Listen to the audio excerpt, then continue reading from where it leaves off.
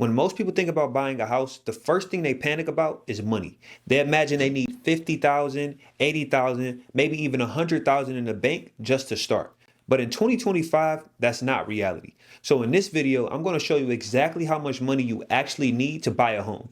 And more importantly, how to plan smart so you don't go broke in the process. So my name is Matt Hall. I'm a real estate educator and licensed agent who used to work at the #1 mortgage company in the world. I've helped countless first-time buyers figure out how to turn fear and confusion into a real game plan. And today, I'm going to walk you through every dollar you need from the down payment to closing costs to that crucial post-closing cushion. Now, let's start with step one and the biggest chunk, which is the down payment. The old rule used to be 20% down, and that still works, but it's not required anymore, especially for first-time buyers. Here's what's actually possible in 2025.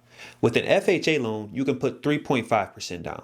With a conventional loan as a first-time buyer, you can put 3% down. With a VA loan, you can go as low as 0% down, and also with some down payment assistance programs, you can go as low as 0% down. Now, let's say you're buying a house for $300,000. 3% would be $9,000. 3.5% would be $10,500, and 5% would be $15,000. I once helped a buyer and she was approved with 3% down. She had to bring only $9,000 to the table, and she thought that she'd have to bring $30,000 to the table. Now, next up is closing costs. These cover the fees you'll pay to finalize the purchase, like lender fees, title insurance, escrow, appraisal, taxes, and more. On average, closing costs run between 2% and 5% of the home price. So on a $3,000 home, you might pay anywhere from $6,000 to $15,000 in closing costs.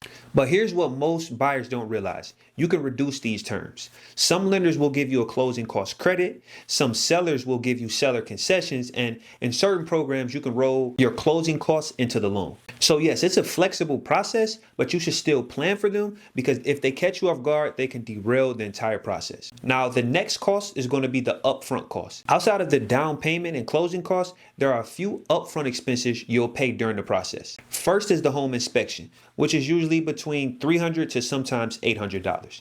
The appraisal is between $400 and $700, and then you have an earnest money deposit, which is typically 1% of the home price. This will be due once you make your offer to the seller. And step 4 is the post-closing cushion. Here's where I try to go a little deeper than most other people do. You should never empty your savings to buy a house. You need something that's called a post-closing cushion, at least $3,000 to $5,000 if you're buying a starter home. Why? Because once you move in, life doesn't stop. Your AC unit might go out. You may need to get some electrical work done. You might want furniture, blinds, basic tools like that. I've seen multiple buyers feel regret, not because they bought the wrong house, but because they drained their entire account and had no breathing room. Peace of mind should be accounted for in your buying budget. Now, all of that aside, let's run real numbers. 3% down payment would be $9,000.